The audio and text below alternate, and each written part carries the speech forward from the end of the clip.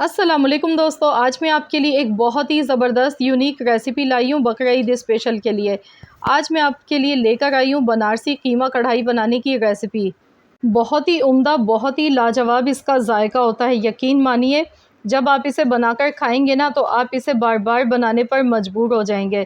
ये बहुत ही मज़ेदार बनती है। इसका जायका जो है वो इतना मज़े का होता है कि दिल चाहता है कि बस खाते ही चले जाएं, हाथों को रोकना मुश्किल हो जाएगा आपका। तो ज़रूर आप लोग इस रेसिपी को लाजमी ट्राई कीजिएगा।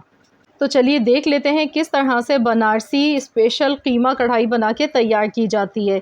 तो इसके लिए सबसे पहले हमने कढ़ाई में ऑयल ले लेना है। वैसे तो इसे घी में बनाया जाता है, लेकिन मैं आपको ऑयल में रेसिपी बता रही हूँ, आप चाहें तो घी में भी बना सकते हैं।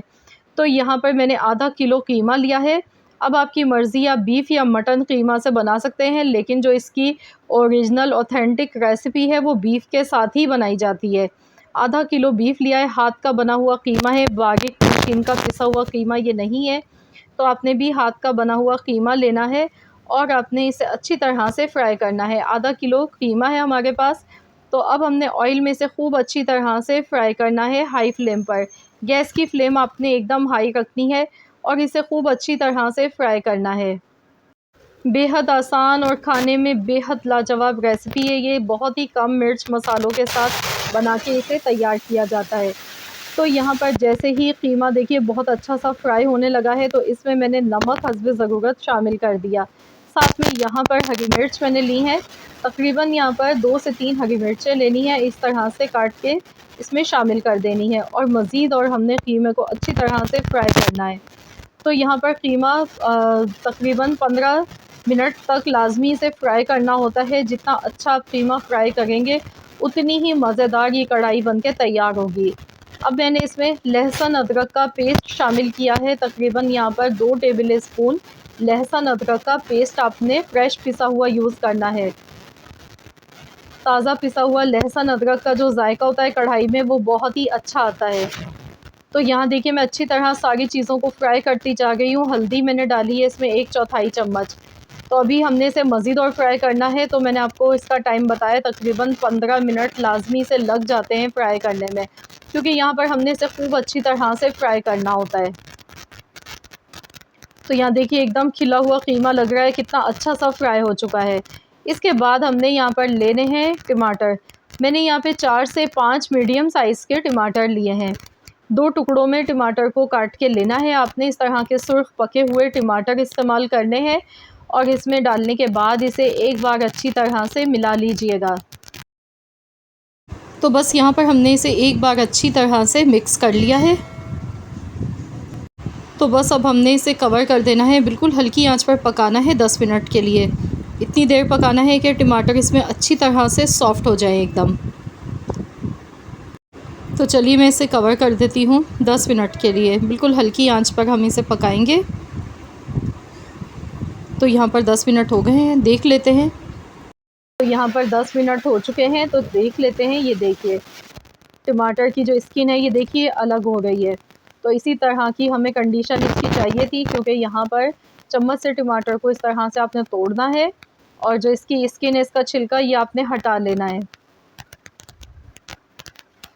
तो इतना इसको अब फ्राई करेंगे कि टमाटर इसमें यकजान हो जाएं, जाकर बिल्कुल पता ही ना चले कि आपने इसमें टमाटर इस तरह से काट के डाले हैं।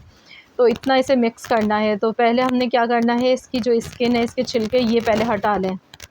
तो इस तरह से चिमटे की मदद से आपने इन्हें हटा लेना है।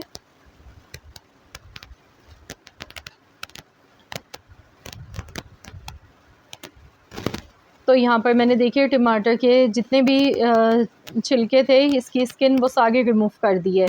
अब इसे हमने मज़ीद और फ्राई करना है। टमाटर देखिए जैसे ही सॉफ़्ट हुए तो टमाटर के जो अपने जूसेस हैं वो निकल कर आ गए हैं, ये देखिए कढ़ाई में।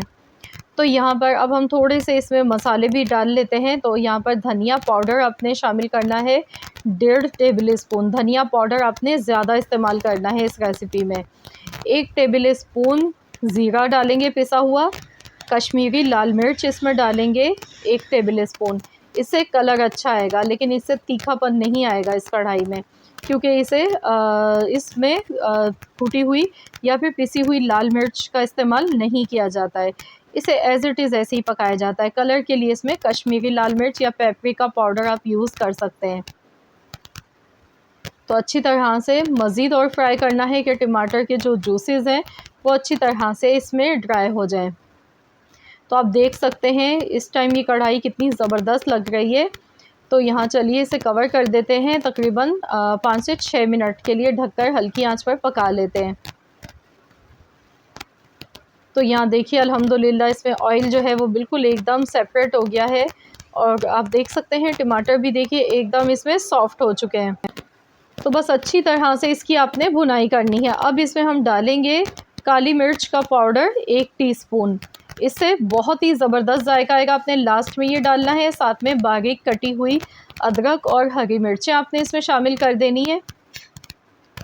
तो बस इसे अच्छी तरह से मिला लेंगे। अभी इसमें हमने एक काम मज़ीद और करना है, क्योंकि बनारस में जो ये कढ़ाई बनाई जाती है, कीमा कढ़ाई कोयलों पर बनाई जाती है। तो वहाँ तो कमर्शियल तरीके से वो लोग कोयलों पर बनाते हैं।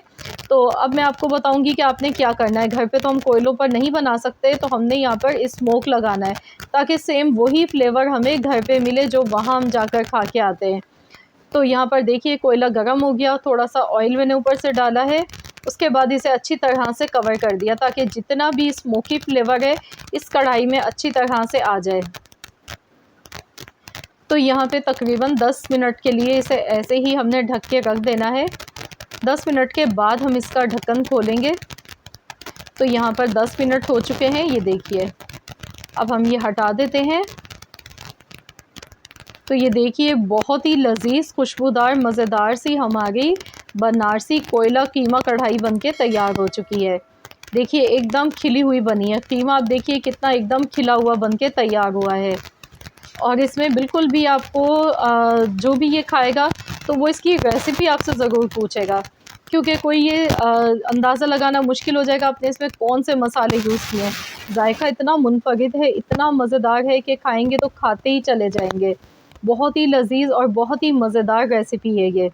तो ज़रूर आप लोग ये रेसिपी ट्राई कीजिएगा। आप दावतों में बनाएं, दावतों को तो 4 चाँद लग जाएंगे जब आप ये रेसिपी बना के अपने मेहमानों को खिलाएंगे। तो इस बार आपने ये रेसिपी ज़रूर ट्राई करनी है। अपना फ़ीडबैक मुझे ज़रूर देना है। मुझे कमेंट्स में बताइएगा कि आप सबको कैसी लगी है मेरी आज की ये रेसिपी। आई होप कि आप सबको ये रेसिपी ज़रूर पसंद आई होगी। रेसिपी अच्छी लगी है तो प्लीज़ इस वीडियो को लाइक ज़रूर कर दें, शेयर भी कर दें। चैनल पर अगर आप मेरे नए हैं, फ़र्स्ट टाइम आए हैं मेरे चैनल पर, मेरी फ़र्स्ट वीडियो को वॉच कर गए, तो मेरी आपसे एक छोटी सी रिक्वेस्ट है कि चैनल को भी सब्सक्राइब कर लीजिएगा और साथ ही में दिए गए बेल आइकॉन को प्रेस कीजिएगा ताकि आपको मेरी हर नई आने वाली वीडियो का नोटिफिकेशन सबसे पहले फ्री में देखने को मिल सके। मिलते हैं इंशाअल्लाह ताला नेक्स्ट रेसिपी के साथ। तो जब तक के लिए अल्लाह हाफ़िज़।